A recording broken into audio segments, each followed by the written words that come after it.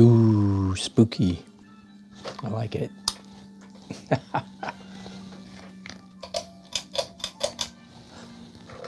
All right. Hello, friends. Thank you for joining me today. I am about to do Daily Art Adventure number 563.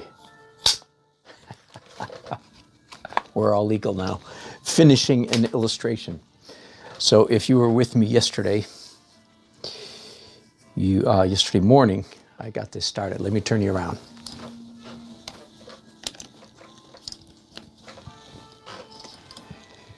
So here is my illustration on a light table, of course. You can see it has two settings, three settings, I guess, high, medium, and off. And I had an experience just a few minutes ago where I was all ready to start broadcasting, and I put this illustration on the table in front of me and took one look at it and said, "Egads." It was one of those moments where I went, that ain't right. You know, the last time I looked at it was yesterday morning, and then when I looked at it with fresh eyes just a minute ago, I realized the anatomy was not right. Oh my, it's that embarrassing. Well, at least I caught it before I started broadcasting. That would have been even more embarrassing, but possibly even more instructive for some of you, I suppose, because it's good to see. Anyway, so rather than doing a whole lot of redrawing, I just slapped the illustration, pencil illustration, onto my scanner, and I made a good scan of it, and then with my Wacom tablet and Photoshop, I just fixed what needed fixing. What needed fixing, you may ask? Well, it sort of doesn't matter, I'll tell you, but it doesn't matter. Whenever anatomy is off, and at least I have the unique ability of screwing up anatomy at any point whatsoever. I am a equal opportunity anatomy screw-upper. I can mess up anywhere. Anyway, fortunately, as I said, when I saw it with fresh eyes just 20 minutes ago, I realized, oh, ouch. So this arm was too short. It's real dumb stuff, you know. You wonder, how can you make such, you say about yourself, how can I make such dumb mistakes? And, well, the answer is part of the answer is when you're in the middle of the work, you're just in the middle of it, and you don't always lean back, in this case, and take a fresh look. So 3 cheers for fresh looks. Hey? So once again, if you haven't seen me do any of this series before now, this is an illustration for a book. It's the biography of a man named James Coker. What's his name again? James Coker.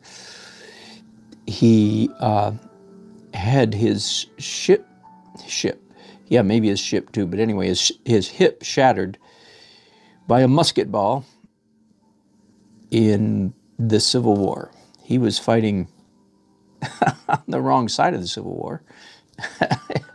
He was fighting for the Confederacy, but he was a good man, and you know that story. I'm not going to go into that at any great length.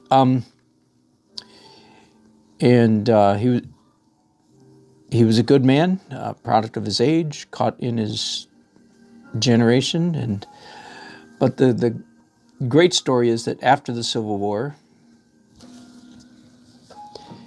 he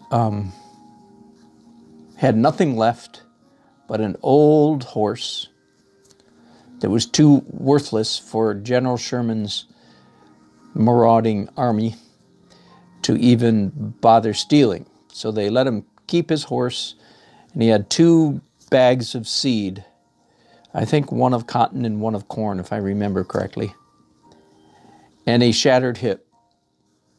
And with those humble beginnings, he went on to amass a fortune in free enterprise business I am such a huge fan of the free enterprise system.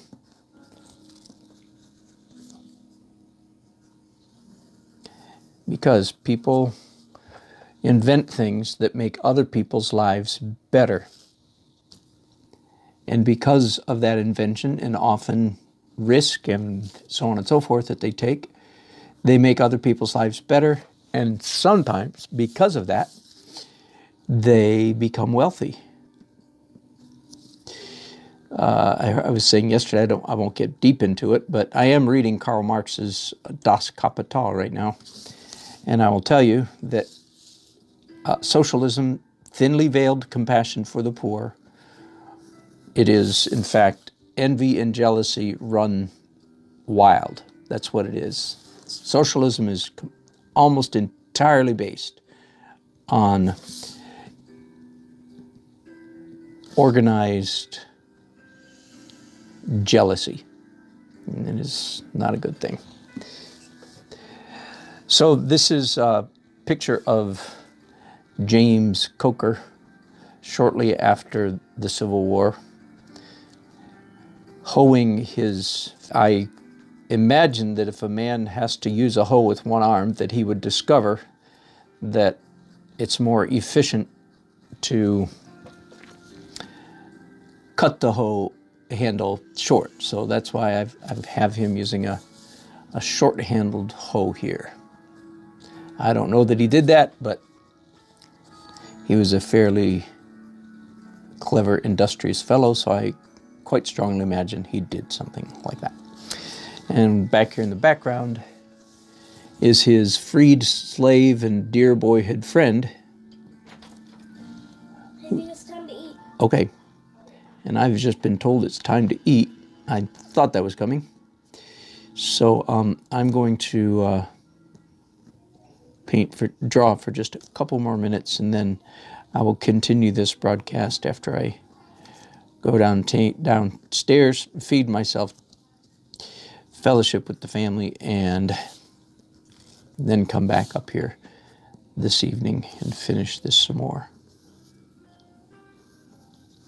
So I talked quite a bit yesterday afternoon about the process of developing illustrations and the various things you have to do, the research you do, you have to handle clients carefully because they do not see the world the way artists do, and yet suddenly when they are responsible for analyzing artwork, they tend to analyze it in a wrong direction because they are not accustomed to analyzing artwork. Anyway, that's pretty typical, pretty typical.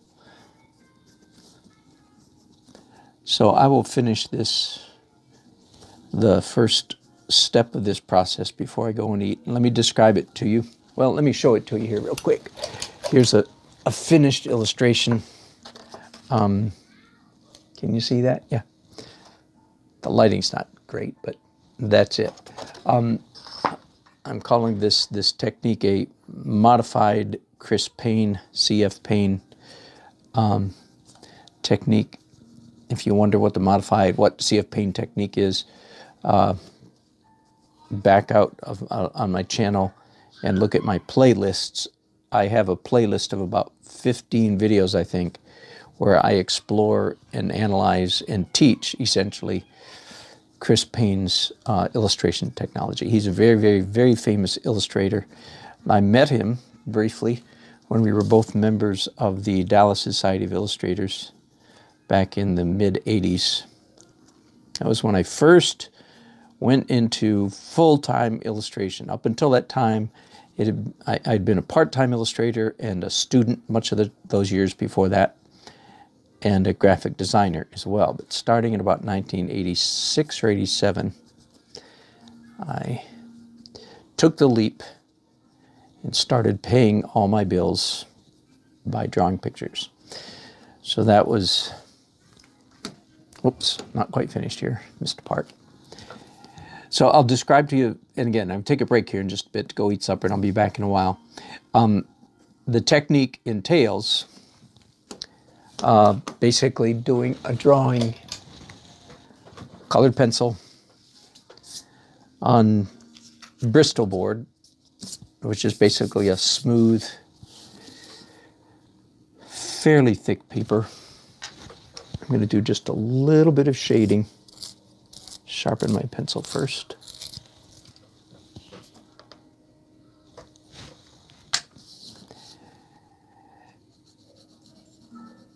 On top of this illustration, on top of this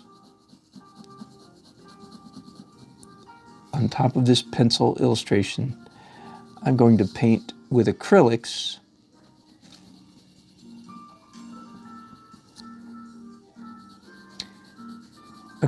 with a generous dose of gesso in it. So I'm going to put this in a bag right now so that it will be waiting for me when I get back. It won't be dried out. The gesso gives the acrylic paint a tooth, and that's very important to the feel and the success of this technique. You could not do it with just regular acrylics.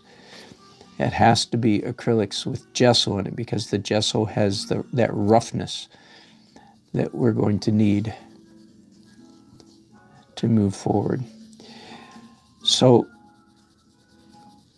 again, review. Colored pencil, gesso, brown watercolor over the whole thing,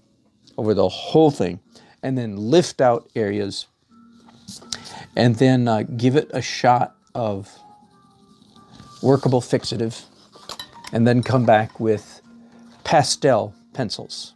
Okay, it's like chalk pencils. And this is the look that I'm after. I want it to have a quasi sepia tone, old photograph look. I don't want intense bright colors. I want muted,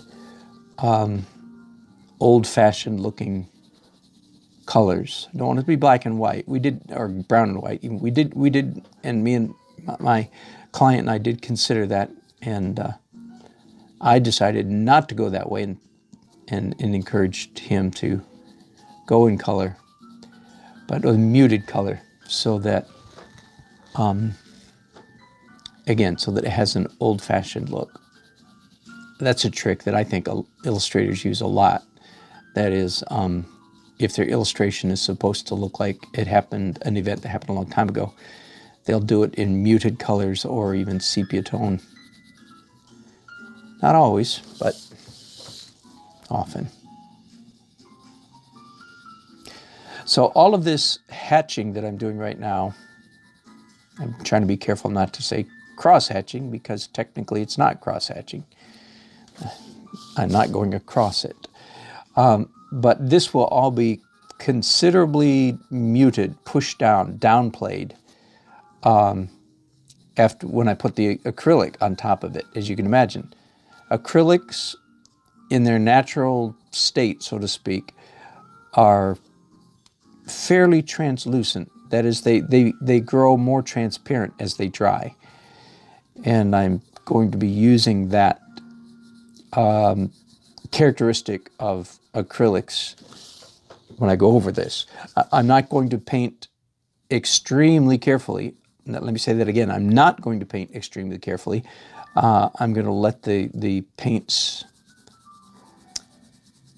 overlap their boundaries a little bit. I don't have to paint extremely carefully. A little bit of play, actually, I think leads to a slightly better look. Okay, so then I didn't finish the process. I said pastel pencils, didn't I?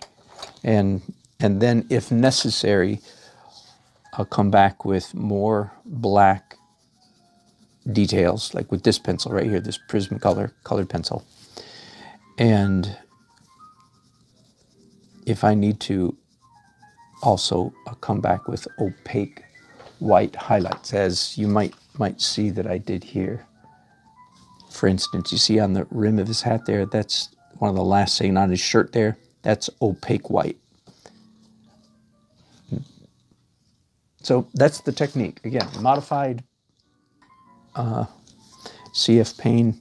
If you've lived in America for the last 20 years, you have seen Chris Payne's illustrations on Time magazine covers, a lot of places. He did the back of Reader's Digest for many years, maybe 10 years. I don't know. That's just off the top of my head. I'm saying that it was a good long time. So very, very famous illustrator in America in this season.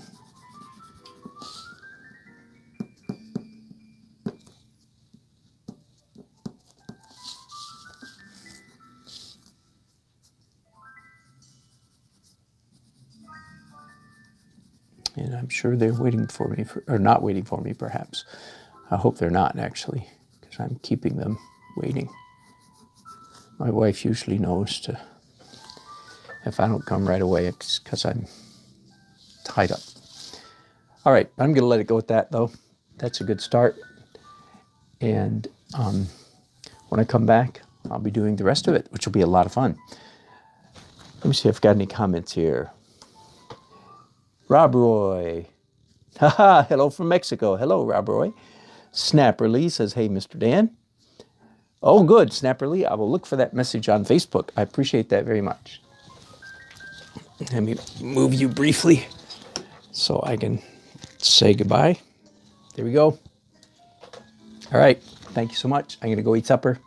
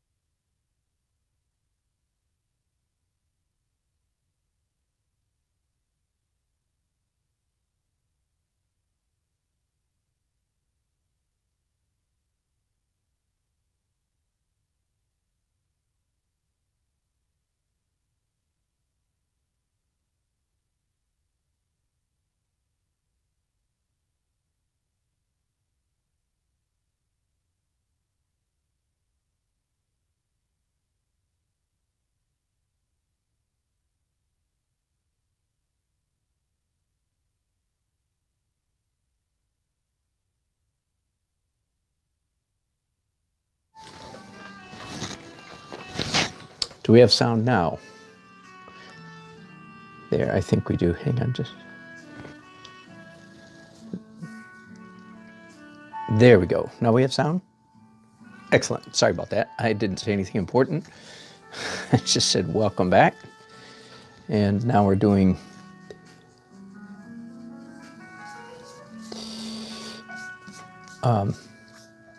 acrylic with gesso in it because we want lots of tooth. I almost dipped my brush in my tea. I think I'll move my tea.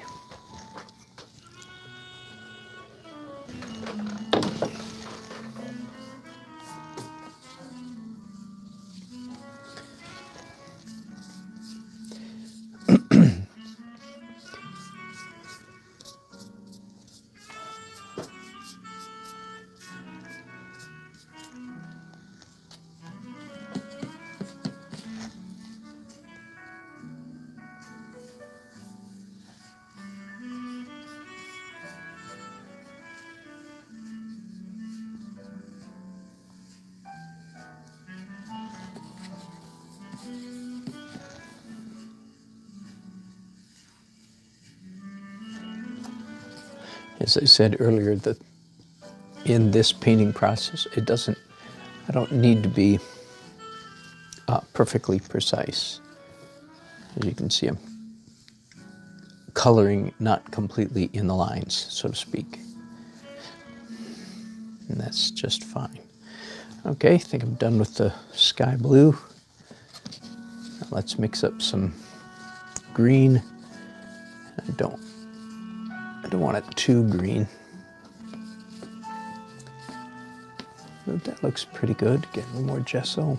No, needs to be darker than that.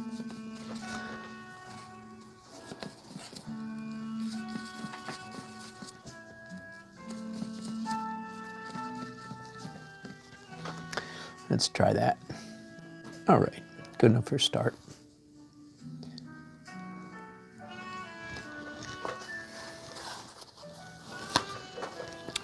Don't want to apply it quite that thickly, so let's give my brush a little wetter, a little less paint on it.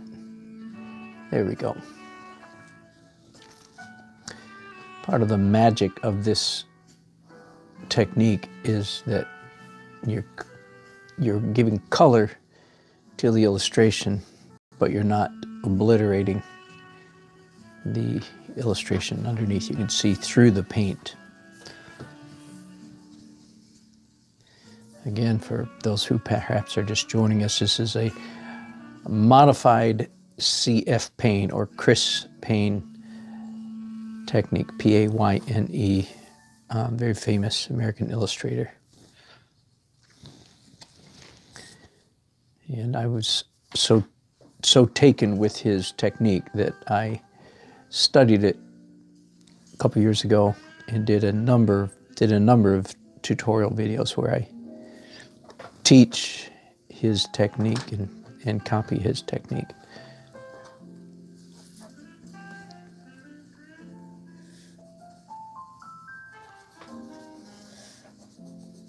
All right, I think that's good enough right there.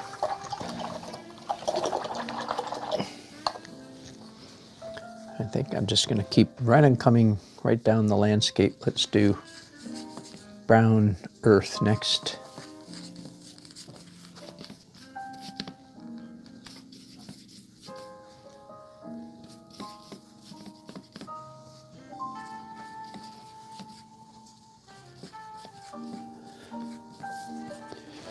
Lighter brown farther away from us up here at the top of the field, and darker as we get closer. Now, ironically, one of the things that Chris does in this technique is he doesn't really do any modeling in this step right here. He just paints in, like I'm doing, just basically flat colors, not doing any shading, the traditional use of the word modeling. No molding, rounding, no shadows, just flat color. Now, in his technique, the two steps following this are both modeling techniques. The first in watercolor, the second in oil. As I said, I'm doing a modified Chris Paine technique, and I am not doing the oil, I am doing the watercolor. I like his oil technique very much. It's a lot of fun. But for some reason, when I did the first illustration for this book, I was just taken with the notion of doing pastel pencils. So in other words, just abandoning his technique halfway through. All right, I think I have enough of the 1-inch brush. Let's find something just a little bit smaller now. Here we go. But these are very inexpensive brushes. They were on sale at Jerry's a couple weeks ago. You know, 15 or 20 brushes for 30 bucks, something like that. Sometimes it's just nice to have some cheap brushes around that you don't have to worry about. But they work just fine. You know, I often think when we 20th and 21st century artists are all scrambling for the highest quality everything, paint, brushes, canvas, and everything like that. Just give it a moment's reflection. Rembrandt had to make his own brushes. Most artists throughout history had to make their own everything. Well, they stretched their own canvas. I don't know if they made it, but you know what I mean. They had to make their own brushes. They had to make their own paint. And Rembrandt probably didn't have a single brush as fine as this one right here, this 50-cent brush that I'm using. Okay, maybe it's $1. Maybe it's $1 brush. That's crazy. And he made some rather passable paintings, wouldn't you say?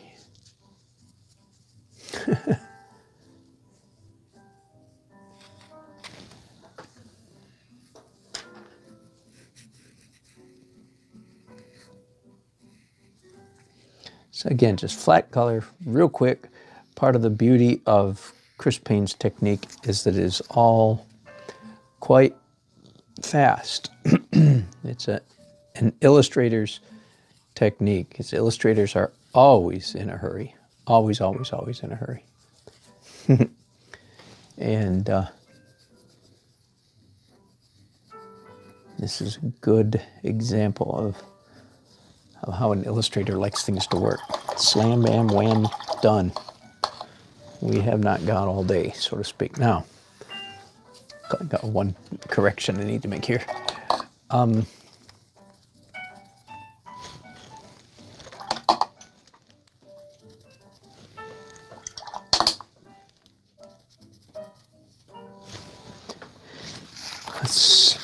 When I was drawing this, I made one change on his finger. And so now he's got 5 fingers on this hand because I'm about to erase this one.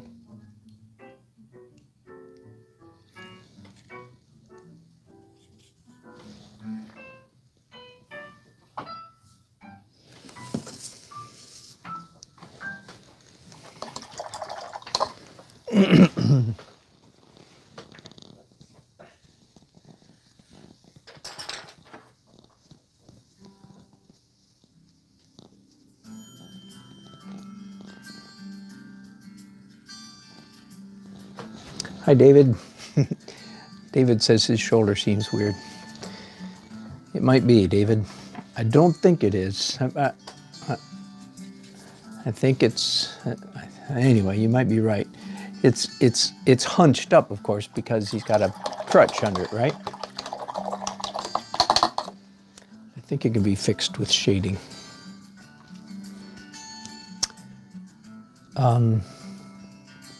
His beard is dark, but I don't want to get the beard yet. What color should his hat? I think his hat is straight up brown, just medium tan.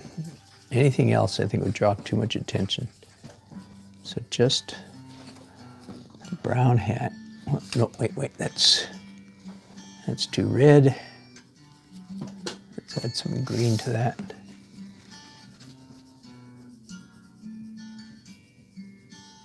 Hey, Kablooey, I love your comment. I think I'm aware of, I think I've bought some of those brushes years and years and years ago. I was like, what, 10 brushes for $1? Is that what you said? Oh my goodness. That is crazy. That's a little too dark. I don't like that. Too dark and too red. Oh, and it's not coming off, so I'll just have to paint on top of it. Yeah, those brushes can be used for stuff. They really can. Cheap brushes from China. Yeah, and I thought the same thing when I used those. It's like, well, they're not very good, but they're better than what most of the great artists in the Middle Ages had. Sobering thought. Okay, so now some darker brown boots.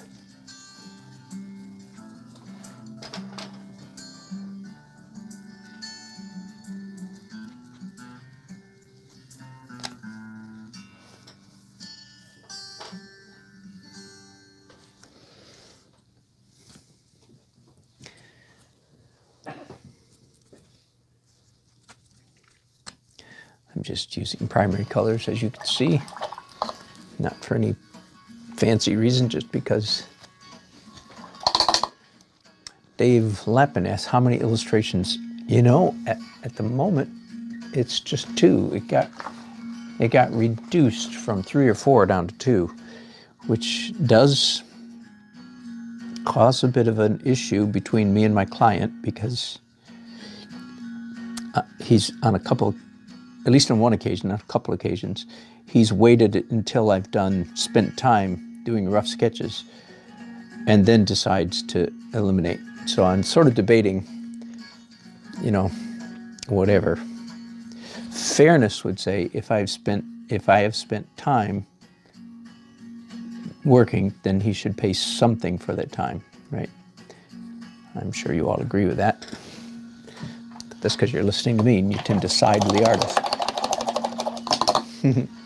It's hard for people. I believe this man that I'm doing this work for I don't believe he's ever hired an artist in his life. This is probably as close as he's ever come to the world of art. And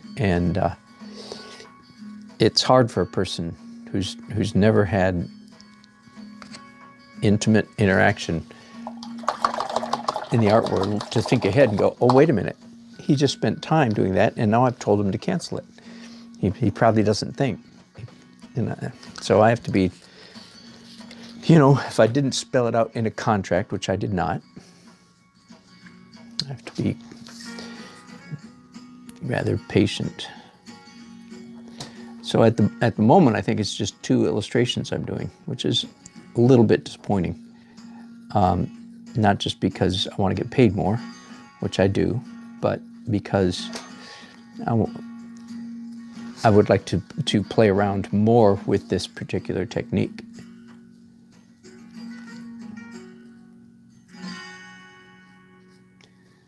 Okay, so it's coming along fairly quick. I like this color better than what I did the shoes in, so let me do the shoes in a darker brown now.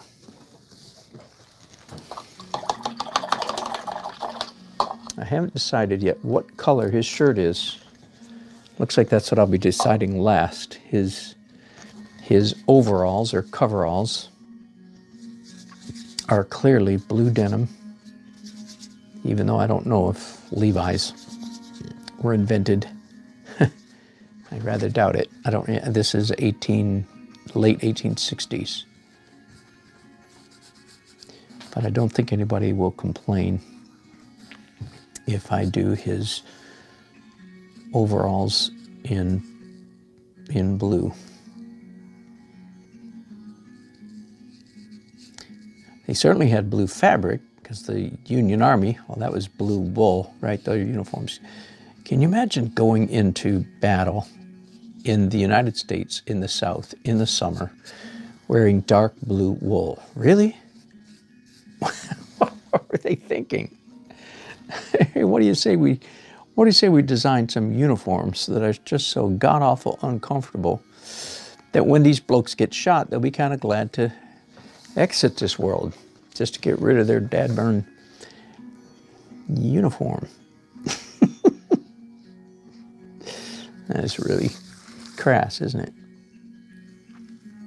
it?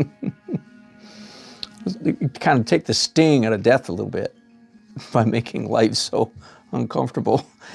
They're not terribly disappointed to make a quick exit. Oh, I'm being very flippant, and I don't mean a word of what I'm saying, of course. See, I think you'd be wearing a white shirt, actually. Yeah, I think I'm going to go with that. It's going to be a white shirt, but of course, not terribly white.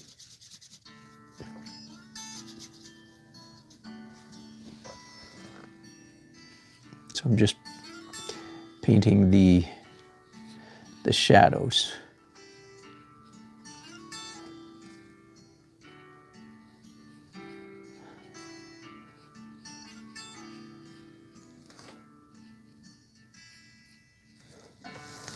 And the horseway, and oh, here's a lesson I learned.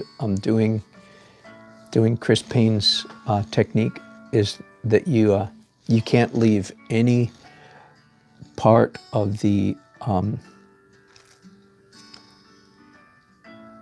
Bristol board, the paper, whatever you can't leave any of it bare. It all has to have paint on it. Otherwise, it won't absorb the watercolor and the same as everything else. You get quite a mess.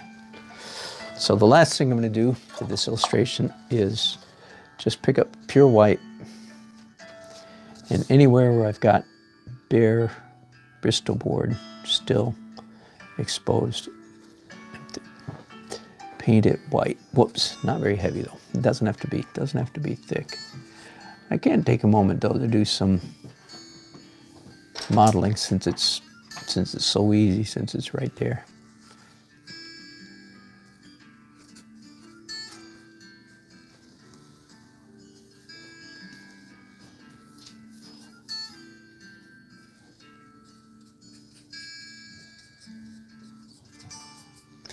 I hope you can stick with me. If I can, I'm going to go straight from doing this into doing the watercolor. And the watercolor stage is pretty interesting, I think. So I hope I can just keep right on going, and I hope some of you can stick with me. So if you didn't hear me earlier, I'll explain it again. The watercolor layer is, I do a brown watercolor wash over the entire illustration with a big brush, just solid brown. No modeling, no edging, no shading, nope, just solid brown. Got it? And because this is acrylic, it's impervious to water, right? So the watercolor will dry right on top of the acrylic, won't affect it at all. And then, so that just takes a couple minutes, of course, to do the brown. And then I will, after it dries, a couple minutes, I will come back and begin wiping out, lifting out carefully, excising.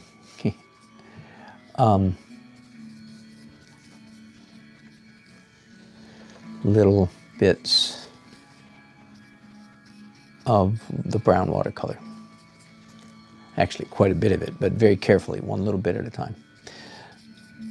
So, again, the way the technique works is you achieve a believable or realistic modeled, rounded, shaded technique by lifting off color. Not by putting it on, but by taking it off.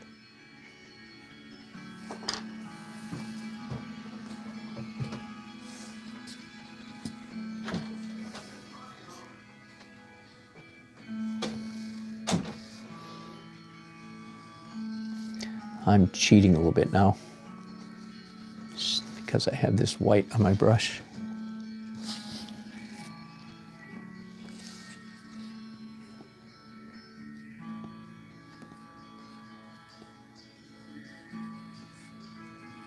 I'm doing some of the furrows in the distant part of the field over there.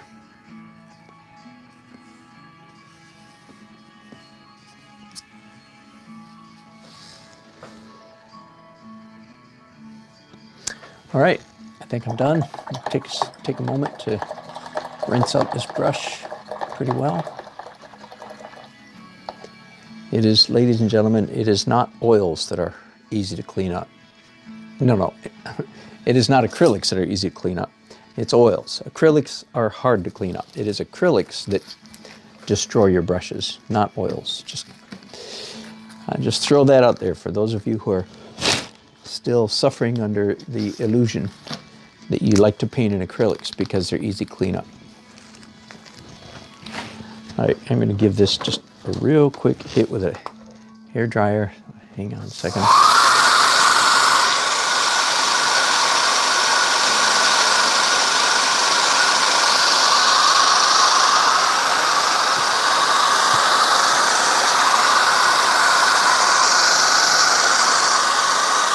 Right, I think that's all. Now, you can't feel this, but this has a definite tooth. It's not smooth, plastic-ish acrylic. It's got a lot of gesso in it. So very toothy. I'm looking for a big brush.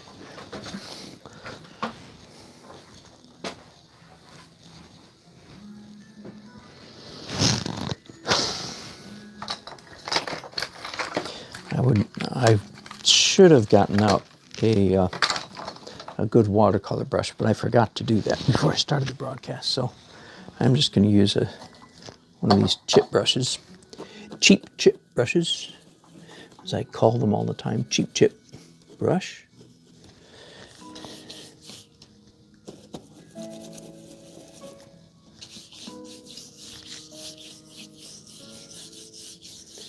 Isn't that dramatic?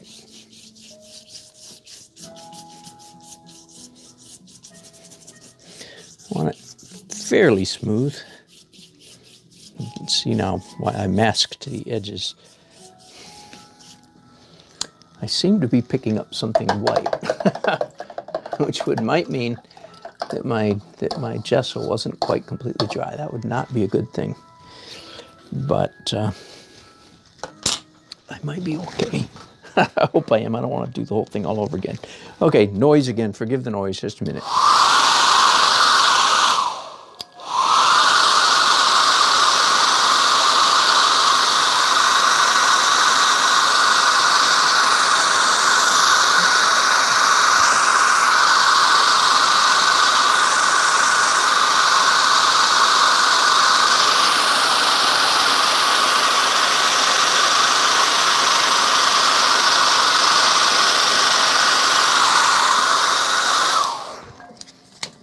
Dry the back of the paper as well as the front.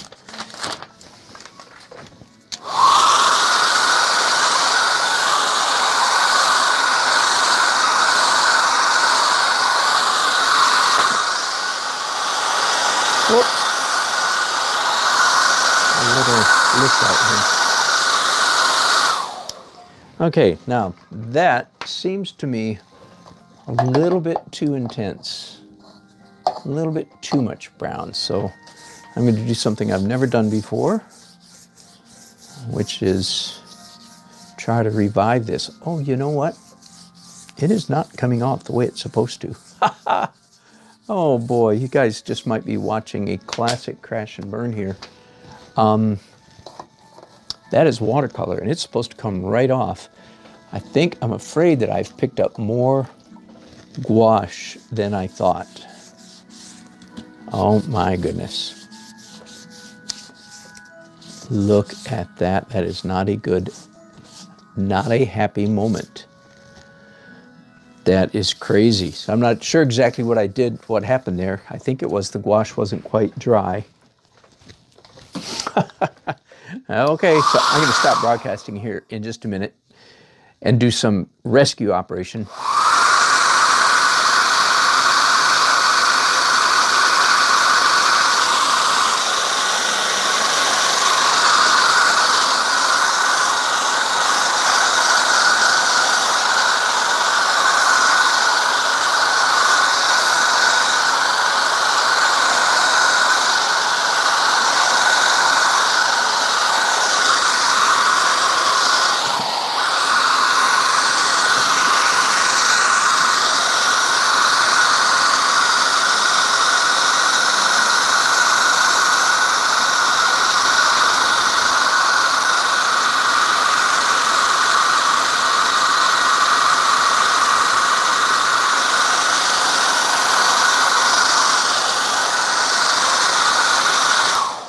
All right, live and learn, so there you go. I have never had that happen before.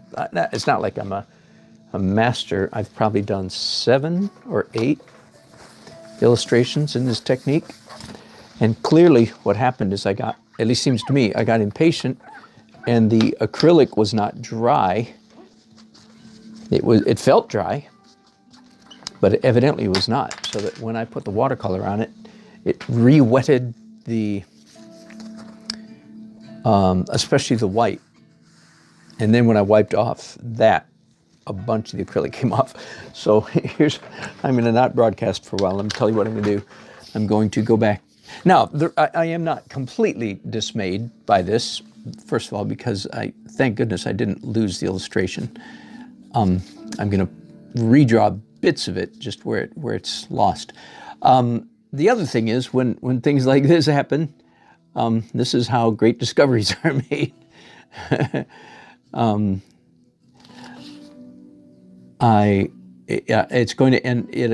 going to end up with a good illustration and a fascinating texture.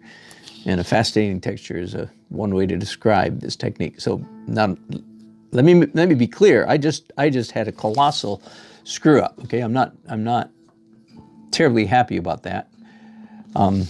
Worse things have happened. As I said, at least the paper has not disintegrated and the illustration has not disappeared. But I just need so now I'll need to do all over again what you just saw me do. Paint it all over again, and I'll bring you back in when I have done the watercolor brown on top of my dry acrylic, and then go from there as if this never happened. There you go.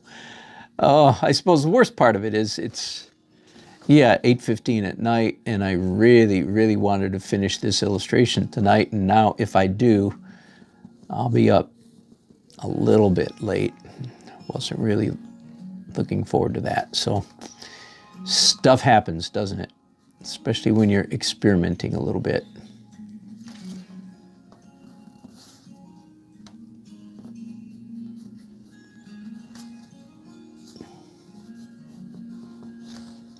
So I'm redrawing just because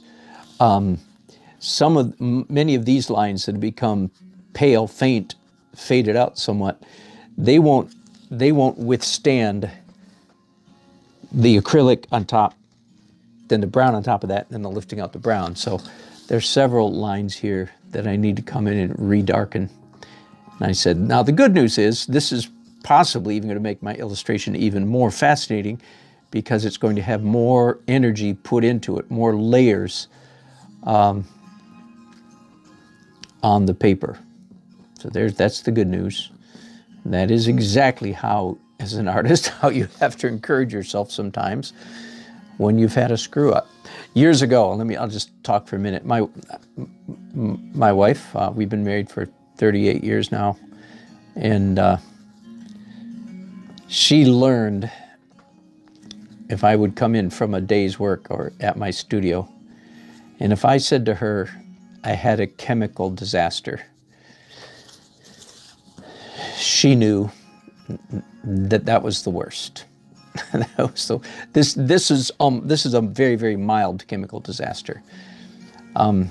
Chemical disasters are just what they sound like when you're painting and something in the chemistry of the medium you're using just doesn't work, and you can have really serious artistic disasters. I mean, it's not, don't worry, it's not like an earthquake or somebody dying, but an artistic disaster can result in a lot of destruction. And there were several times over the decades, not a ton, but over the decades, enough times that she learned when to groan with me and encourage her poor husband if I came through the door and said, I had a chemical disaster. This is a fairly mild chemical disaster. So, see, I'm almost done. Blah, blah, blah. All right, let me look at your comments, which are all no doubt interesting, but possibly moot points now. Let's see what's going on. David, I answered you. Oh, and somebody mentioned that, the 10 brushes for $1. That's crazy, isn't it? Hey, what would be a color of a straw hat on a shady side? That is a very good question, David. I wasn't thinking straw hat, but maybe I should. Good point. Thanks, David, for the encouragement that you at least enjoy the process. David, what we call a fisheye in acrylic. No kidding. Repetition is the mother of learning. Yep. Okay, so sorry to interrupt the broadcast here. I'm glad you mentioned the straw hat, David. I wasn't thinking. For some reason, I was thinking leather hat, but in the summertime, it may be straw. Man, I don't know if I can turn that into a straw hat or not now at this point. All right, break time. I'll be back in a while. Thanks for watching. See you in a little bit.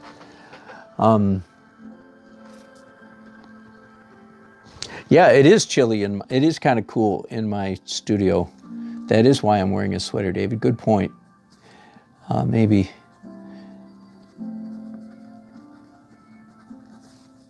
So you can already, you guys can see already some really fascinating texture here. That's not a bad thing. I'm just a little bummed that I'm gonna have to spend more time than I wanted to this evening. And I guess even whether I finish is in question. I have other things to do tonight. My trumpet, the key of A today. Today's key of A, for those of you who are musicians. Yesterday was the key of E, today's the key of A.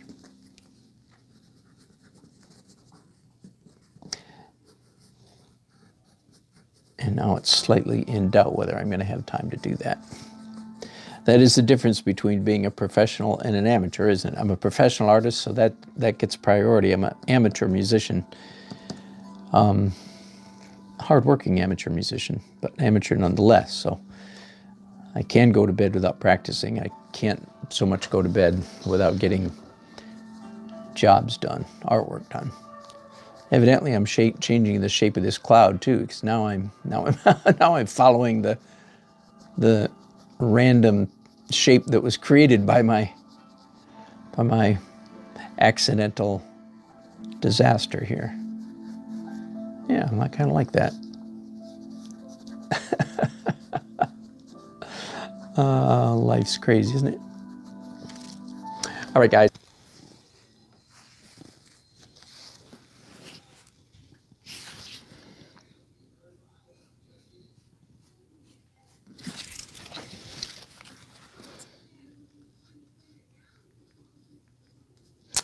All right, welcome back.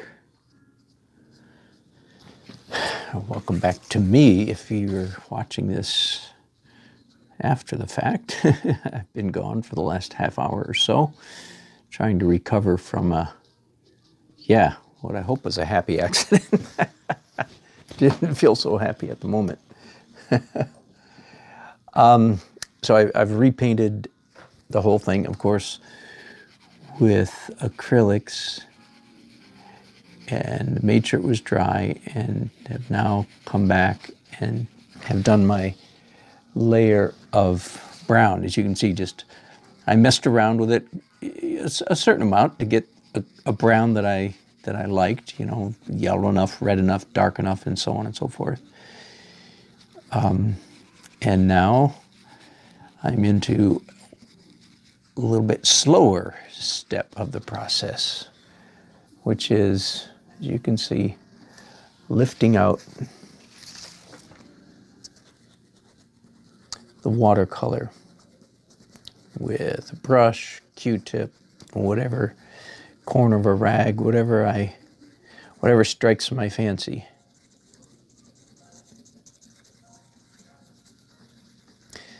Now this would be, I'm afraid, a little bit boring to watch the whole thing, so I'm not promising that I'm going to broadcast the whole thing. But let me go back to the star of the show here, Mr. James. You're already beginning to see, let me zoom in real tight just for a second, so you can see the texture. I would love to know how Chris Payne stumbled. I know he's been using essentially the same technique, I think, since I met him in 1987. And I've listened to as many of his videos as available online. I don't remember him ever explaining how he developed this technique. I would like to know if he just stumbled on it all by himself, or, you know, I would like to hear that, his process of discovery. I started to say, so you're starting to see already the fascinating texture that is created by this very non-conventional technique. And as I said earlier, I'm doing a modified Chris Payne. If I were doing the real thing, if you will, let me describe it to you again, because it's fascinating. I have a number of YouTube videos on the subject, just because I'm such a fan of his technique. If I were doing a complete Chris Payne technique, then as soon as I finish doing this, removing the brown watercolor with brushes, Q-tips, and so forth, then I would immediately do a very thin layer of oil paint, believe it or not, crazy. And what color oil paint? And again, same thing over the entire surface, exactly the same way, whereas the color he uses for the watercolor is brown. The color he uses for the oil is, get this, dioxazine violet and permanent green light, a combination of purple and green. And if you think about those two colors, you're probably imagining that those two colors in combination create a cool gray. Then you'd be exactly correct. So there's part of the cleverness of his technique, is this layer of glaze, if I can call it glaze, is warm, very warm, brown. His next glaze is cool gray. And he does essentially, so let me explain. After he puts the oil, and I'm not going to do that. Instead, when I finish here, I'm going to spray this with a very toothy fixative, and then I'll proceed to pastel pencils. Not colored pencils. You know, there are pastels, and some pastels come in pencil form. That's what I'm talking about. So that's one of my adaptations of Chris Payne's brilliant technique. But what he does is, after this, he covers the whole thing with a very thin, again, not any thick anything, just a very, very, very thin layer of cool gray oil. That can be dry in about an hour.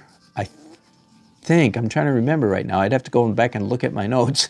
I think he uses liquid. I'm not positive. No, that doesn't sound right. Man, I'd have to go back. I thought I would remember it all, but evidently I'm not. Be that as it may, it's dry in about an hour. I think he says he prefers to let it dry overnight, but it can be done in an hour. And then he comes back with a kneaded eraser. This is just a little piece of one. That's all I see at hand. And lifts out his oil. In fact, I wonder, ooh. There's a happy accident. I just picked it up to demonstrate what he does with oil, and then I said, hey, I wonder if this would work with the watercolor. I don't think it normally does, but it does right now. Wow, I'll take it. So if I want to get a little more subtle, I'll pick that up. Anyway, the kneaded eraser lifts out the oil. Isn't that crazy? Now, the thing about Chris Payne's technique, that the brilliance in it is it follows what I call a universal principle. I've talked about this a fair amount, so I don't want to bore you if you've already heard it. But the principle is the shortest point between the shortest distance between 2 points is a straight line. Okay, I'm paraphrasing that theorem from geometry. The shortest point from start to realism in painting is lifting off paint. Let me say that again. If you start a painting, if you want to have it realistic in the shortest amount of time, you can achieve the highest degree of realism, not by putting paint on the canvas, but by taking it off the canvas. Now there's actually a name, an old Italian name for that technique, or it's related to that technique. It's called sfumato, which means smoke in Italian. And again, forgive me, I've said this so many times. If you're a regular, you've heard me give this lecture already. Forgive me for boring you. But the classic example of sfumato, when you're taking art history and the teacher is talking about this style of painting, the classic example is the Mona Lisa. That's what everybody points to. Leonardo da Vinci's Mona Lisa. So back to what I was saying, the shortest route from start to realism is sfumato, if you will, is lifting out. So the brilliance of Chris Payne's technique is that he uses two lift out techniques back to back. The first of which you see me doing here, which is putting brown over the whole thing and then lifting out. And then he does gray over the whole thing and lifts out with an eraser. And again, let me just zoom in here. So I hope you can begin to see the charm of this technique. This texture is, I'm not creating it all. Some of it is a surprise. When I pull off the paint, I go, wow, look, that's different. But it is I just think the best word is charming. It's just a charming technique. And if you Google C.F. Payne, P-A-Y-N-E, and just hit image, and you'll go immediately to dozens of his paintings, and you will see some of this same charm. There's kind of a speckledy, I think might be the best word for it. There's kind of a random, natural texture that occurs in his artwork that is, again, just charming, I think. And so here's my, in fact, I've done 2 of them. Oh, I did 3. This is an earlier one. And then we decided to make it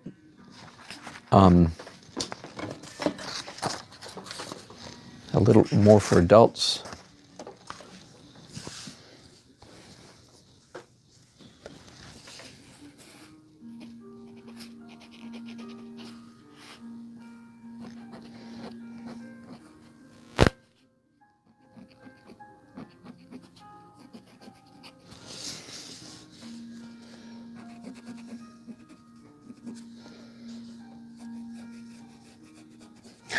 David, I saw your comment. Now you're wondering if the head is too big.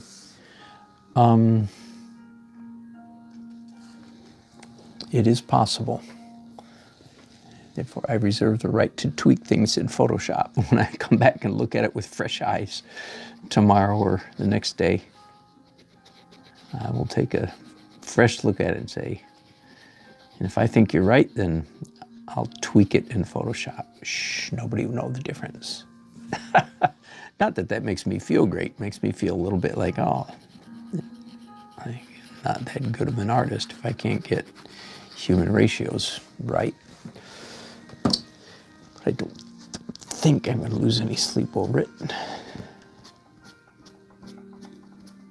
You might be right. But I certainly have looked at it several times already. I had that same feeling and then concluded it was his hat and his beard that were aiding that illusion, be that as it may. You know, I could measure his head. 1, 2, 3, 4, 5, 6, 7, 8. Oh, you might be right. just a quick measurement there. Had them about 7 heads tall, which is not quite appropriate. Might be accurate, but it's not appropriate.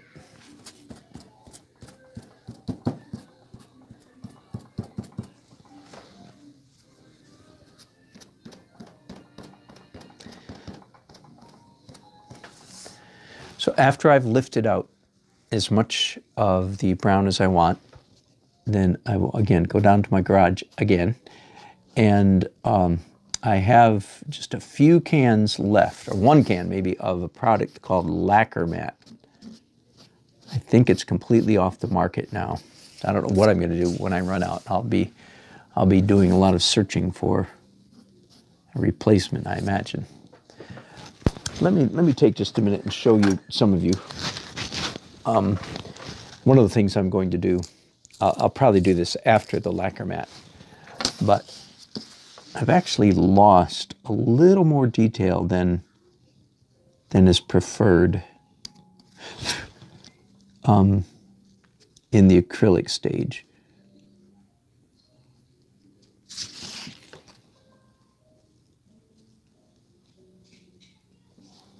But I will be coming back in with this pencil and re-emphasizing, redarkening.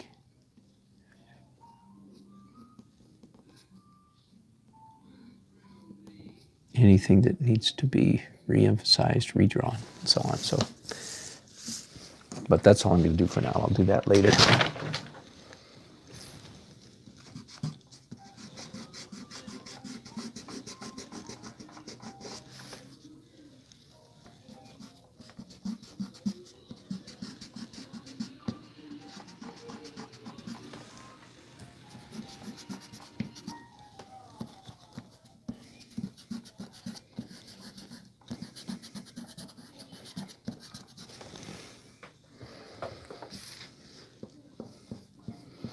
And then after I've sprayed lacquer mat on it, which is like a workable fixative, super tooth workable fixative, if I can call it that, then I will then come in with the pastel pencils. So that's at that point I'm leaving CF Payne's technique and making up my own.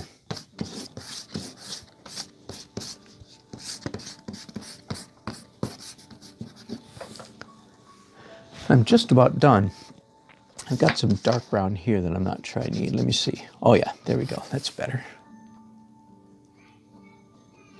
A little bit too much on this pant leg over here.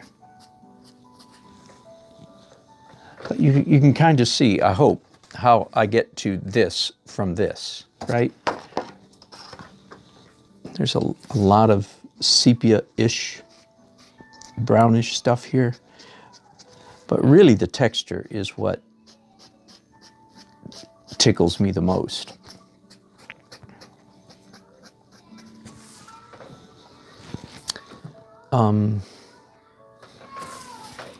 See, once I spray this with a fix-it, of course, I can't get any more watercolor off. It's only putting on stuff at that point.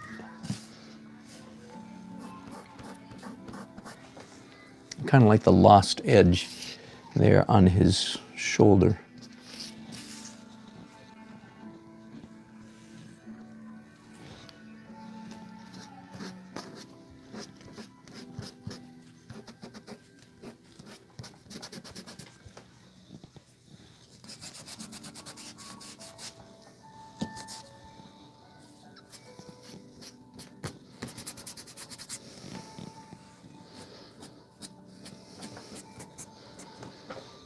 All right, I'm going to call that good enough. And I'll take a quick break here. I'll be back in just a few minutes. Well, no, I'm sorry. The stuff I'm spraying is very smelly, so I'm going to have to leave it in the garage to evaporate for a while. I don't want to be breathing that lacquer mat stuff too much. So probably 25-minute break here, something like that. And if that's the case, then it is a little bit doubtful whether I will finish this tonight. Anyway, I'll keep going.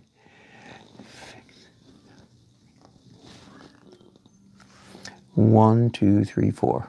I removed one finger. We're good. Well, this is a thumb, and then 4 fingers. I think we're good. All right, thanks. Let me see if I missed any other comments. David, you're right. His eyes are a mite too wide. I thought that same thing. After drawing them, it's like, okay, push them back.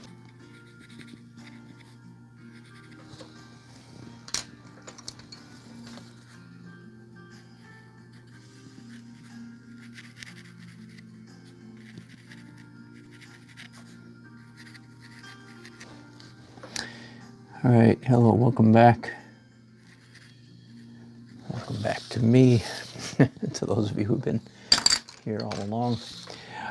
So I have sprayed this with a product called Lacquer Matte, which I'm afraid is not even on the market anymore. It was introduced to me many years ago by Drew Blair. Airbrush fans will recognize that name.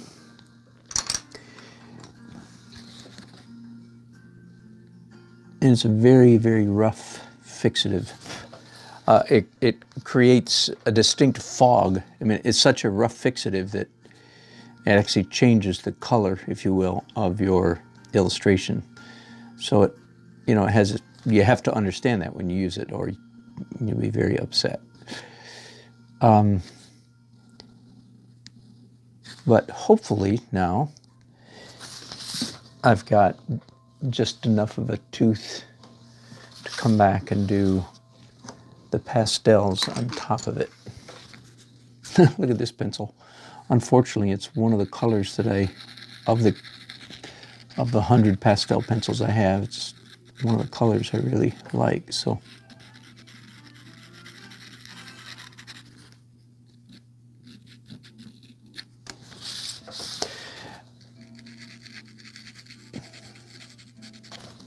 I'm going to get up a little tortillion blender, this thing, so I can use it. And I'm just going back and forth between the black. This is not a pastel pencil. It's a regular colored pencil, Prismacolor colored pencil. And as you can see, I'm zeroing right in on the face. Now, let me show you a quick trick. Some of you know this trick. In lieu of a mirror, so I took a picture, back up a little bit. I took a picture of this drawing, and then in the edit function, flopped it, which lets me see it. I'm done with that now, so I'm going to throw that out. Turn it off, I mean. But so that is the same as using a mirror. And as I hope you know, you can often see your mistakes better if you look in a mirror than because you get blind to them. And I've lost, in the course of all these layers, I've lost enough details in the illustration that I felt like I needed to check on that again. Glad I did, because I indeed made some definite adjustments. And yes, indeed, David, if you hear this, I'm trying to make the head a tiny bit smaller.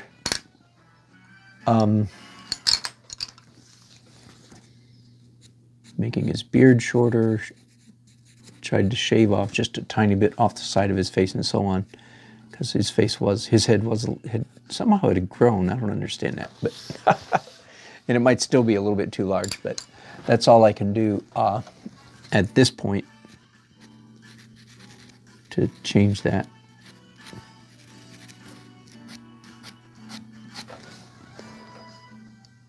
All right, now I think I just had a whole festival of sharpening before I started this broadcast. Using a couple different hand sharpeners like this. Tried to use an electric sharpener, but the pencils are too fat to go in there. And then also using the sandpaper Been a long time since I used sandpaper. Anyway, I'm going to leave the face for a moment. I go back and forth to different parts of the illustration, as you know, which is often a good idea, often best policy. But I certainly did want to start with the face, and I feel like the face is a place now where I'm not in panic mode anyway. It can be redeemed and rescued, and I can tweak it as much as I need. So I can relax about that a little bit. Now, the real downside of using pastel, in my opinion, is the fact that it has to go behind glass. Yes, of course, you can spray fix it, but no, all of you who have spray fixed a pastel illustration know very well why we don't spray fix illustrations, because the spray eats, especially the lighter shades. And usually, if you're a pastel artist, just as when you're an oil painter, the light stuff is on top. The light stuff is most of the time done last or latest, and then you spray it, and that light layer fades or diminishes, and you end up pulling out your hair. So I love the feel of this. I think it's quite fetching. Again, let's compare it to the earlier illustration that I finished. Yeah, fine. And by the way, of course, I have the freedom to come in here and modify this illustration as well. It's not, I mean, it's been approved of, but I haven't done the final scan, so of course I'm welcome to come in here and make little changes.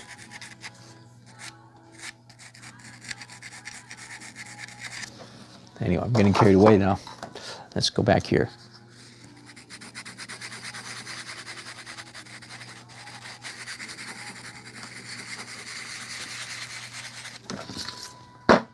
The other downside about pastel is this dust, of course, that it creates. It gets on everything. I enjoy pastel, but I don't think I'd want to make a whole career out of it. It's along with colored pencils, possibly the most direct mediums. That is, I mean, everybody knows you just pick up the pencil and you rub it, and that creates a mark. A paintbrush, you know, you're a couple steps removed, because there's a handle of the brush, then there's the bristles of the brush, and then there's the paint on the bristles, and then it hits the canvas. So there's several intermediary steps. This is very direct, and some people really like that directness. I think as children, as young people, there's a real natural gravitation toward colored pencil and pastel, especially like this colored pencil pastel, because it's a control freak's paradise, right? It does what you tell it, exactly what you tell it to do. Possibly the least direct medium, since I'm on that subject, might be airbrush.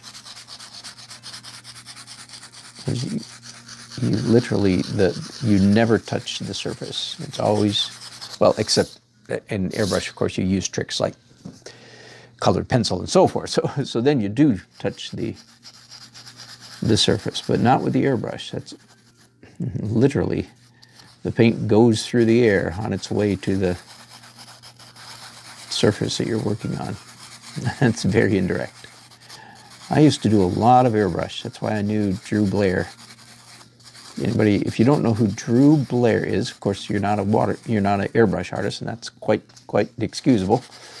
There are actually, I think, fewer airbrush artists around now than there were 20, 30, 40 years ago. Anyway, he's the best in the world. And you just Google him, Drew, D-R-U, Blair, B-L-A-I-R.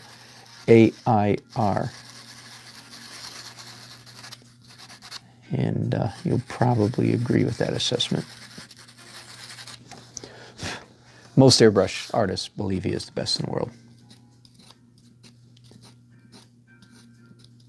And when I moved to Raleigh 30 years ago, he lived here. Lived here for maybe 10 years, of those 20 years.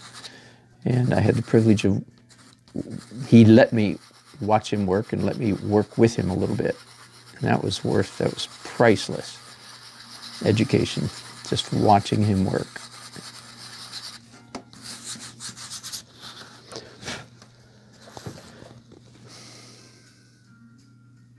Now, all of a sudden, I wish I had just some regular pastels to do a hint of blue in there. You know what? You guys hang on a second. My pastels are not too far away. Let me come over here to my closet and get out my box of pastels. Right. So here is a product of mine that you probably haven't seen. There you go. Are you stable? I think so. But you still can't see it. So here it is. Here's my one. I have another whole box. I have a fancy box downstairs of pastels, and I have just a banker's box in the closet there. But this is most of my usable pastels that get used the most. Phew! That's heavy. And I'm looking now for a pale blue. Make that a couple pale blues. All right, back to work.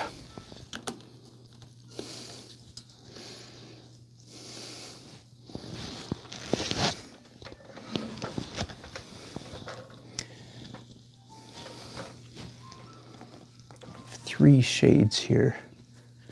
I think this is the one I want the most, but I certainly don't want paper on it. Be gone, paper.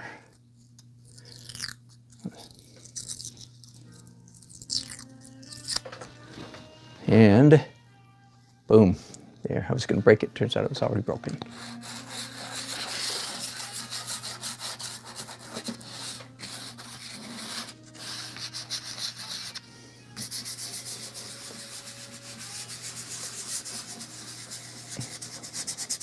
There, isn't that sweet? Coming back here in a minute with whoops.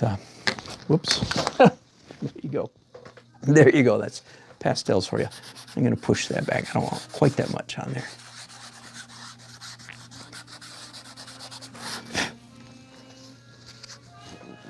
And then I'll be doing, of course, white highlights on these clouds. I certainly do not want to lose all of the texture. In other words, I don't want to plaster this pastel on so thick that I obliterate all the beautiful texture that's underneath. And don't worry, I'm not in the business of obliteration.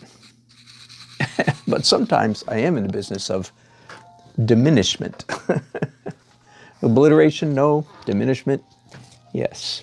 Clear? And it is also clear that I am not going to finish this illustration tonight, so that's too bad.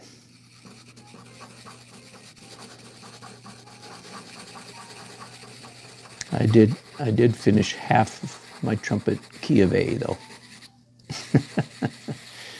Just half.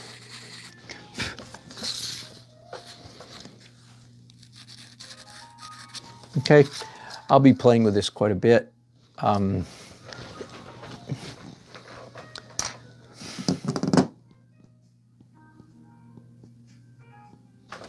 Yeah, still a little bit too much over here. Take it off, take some off again.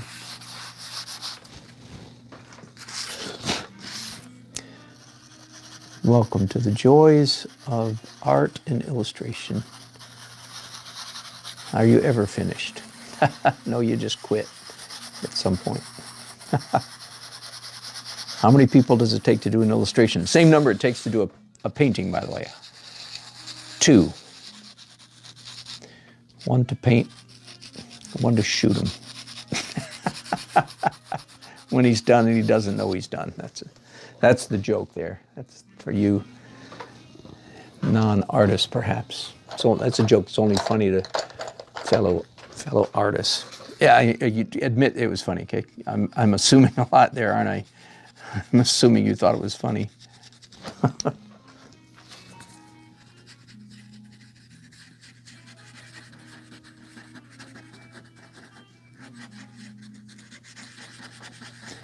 Generally speaking, you don't want to do a lot of blending with your fingers, because not because it's hard on your fingers, but because the oils from your hand will get into the paper skin cells. So generally speaking, it's a good idea not to use too much fingers.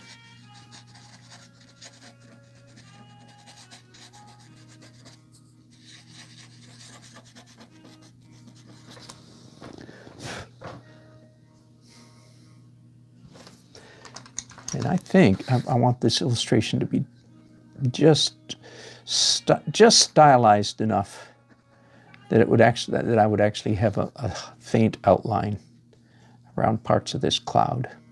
See, that's not realism. That's stylism. That's stylistic.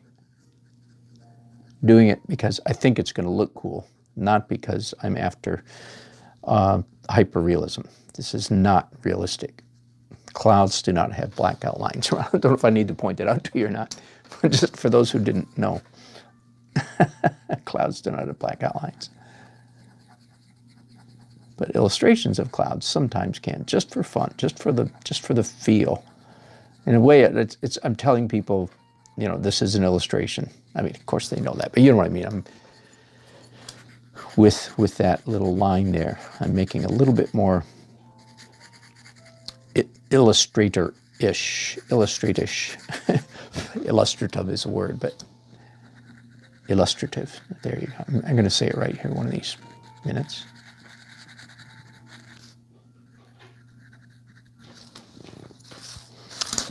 And I definitely want white highlight on his hat.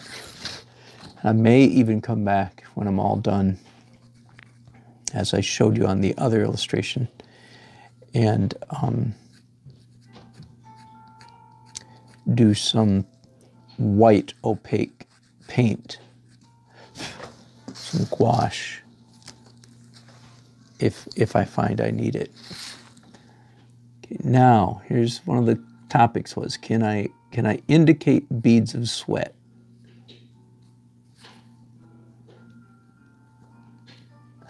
That's one of the things my client wondered. I can certainly do a secondary shadow. Can you see that?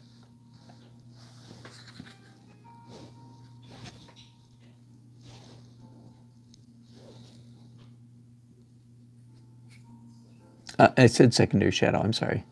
I meant secondary reflection.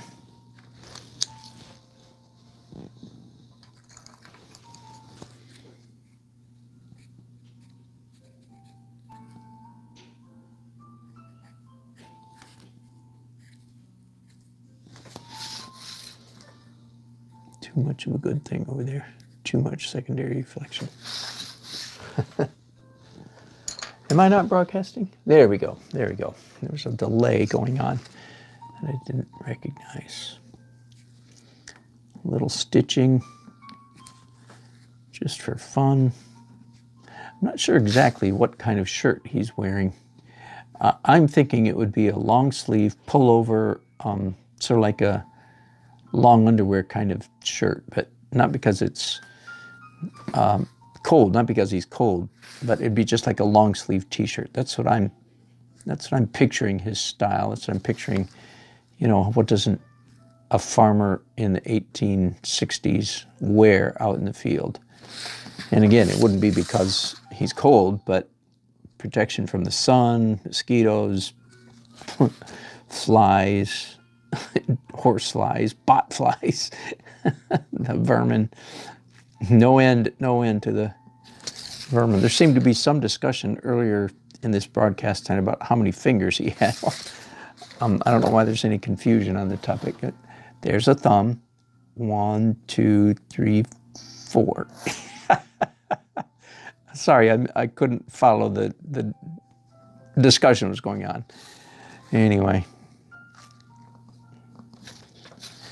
last time I checked, that's the right number of digits for a humanoid creature.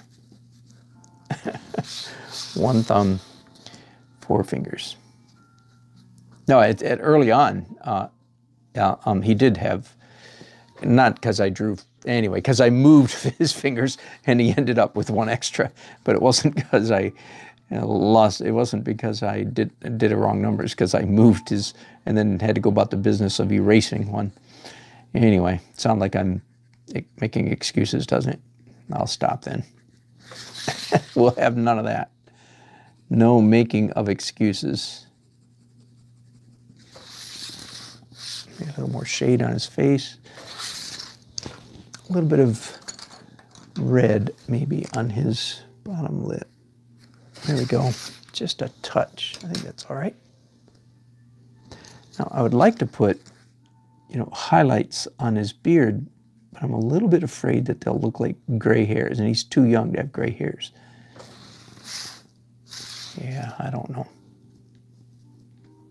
Put them on. I'll take them off tomorrow. All week I've been, that it's Tuesday, so it's not, I don't mean by all week that it's been a long time, but anyway, I'm anxious to get back out in my garage and finish my 7.5 foot tall painting.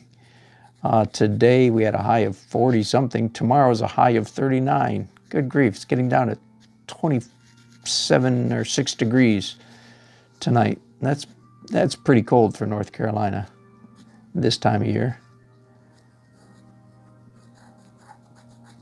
So it looks like tomorrow I'll be putting on my long johns and going out and painting in the garage. Maybe I'll finish this illustration first, give the day a little bit of time to warm up. Yeah, I don't like that white stuff in his beard. Just doesn't look. Now that's not so bad. Just blend it in, it looks better. Well, you can see the way this thing's going anyway. It's looking a little better than it did a little while ago. And again, I think the beauty of it is the texture, the natural, sort of uncontrolled, unexpected texture that I'm getting. I think I want a little bit more lightness on this cloud right here. I bet this looks like fun to some of you guys who are artists. You're like, oh man, I want to do that. Because you're right, it is quite fun. It's at this point, this is a low budget job. I didn't have to take it. I knew it would be a low budget job. So at this point, I'm trying not to worry about how much money I'm not making. And enjoy the process. At this point, one of the things I'm trying to do, and this has been going on for decades, is get a nice piece for my portfolio. Something that I can add to my illustration page in my website.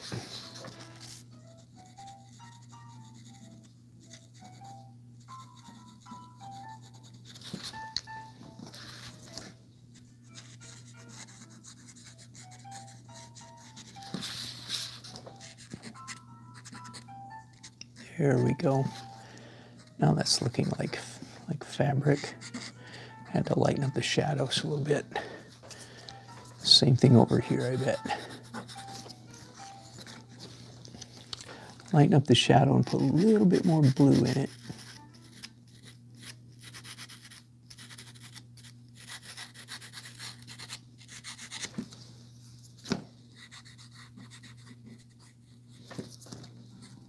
Yeah, diminish some of the contrast there. More white highlights.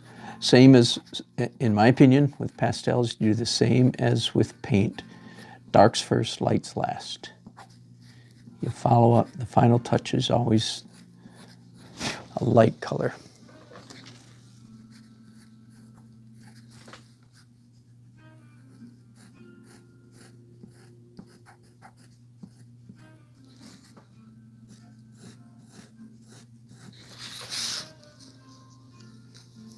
I wonder if I can get a little wood grain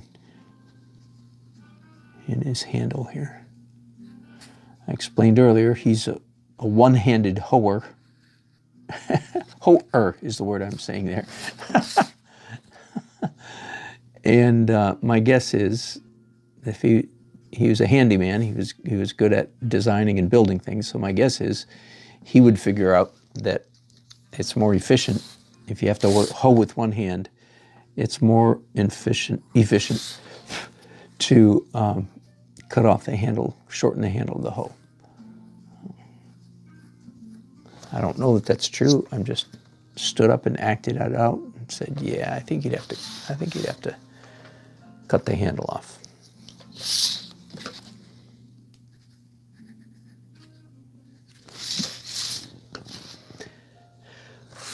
That's probably a good place for me to stop. For one thing, I'm enjoying it, and it's going fairly well.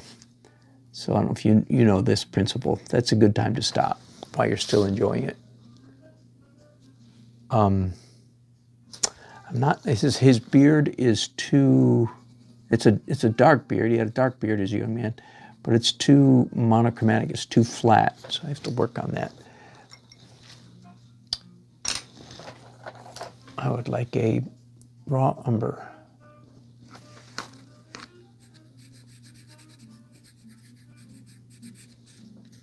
And that's not raw umber, but maybe I can fake it. And here's where a photograph would really help me, because in fact, I think a very, very dark beard, the highlights in it, if it was black hair, the highlights in it would actually be blue. Let me try that a little bit, just see if our eyes buy it.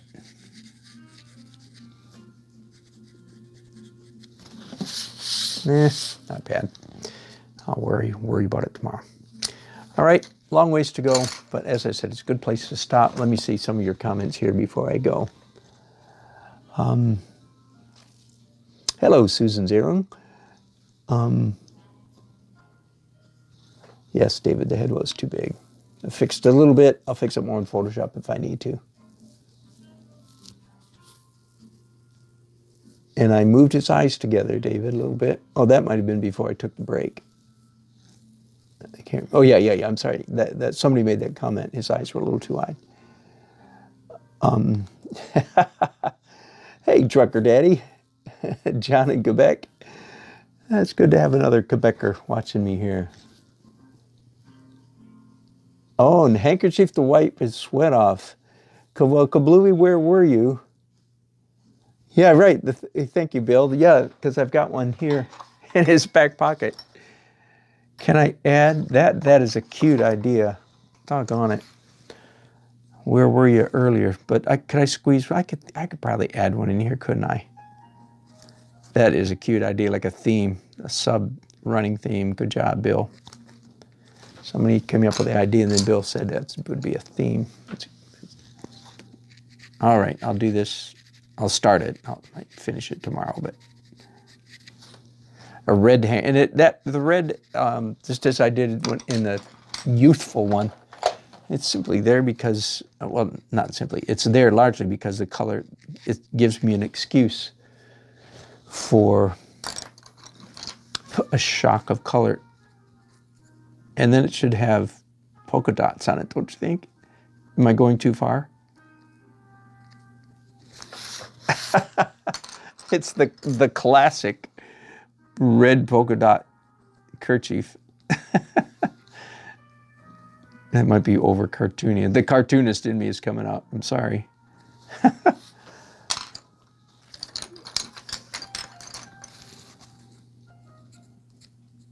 Thanks, guys.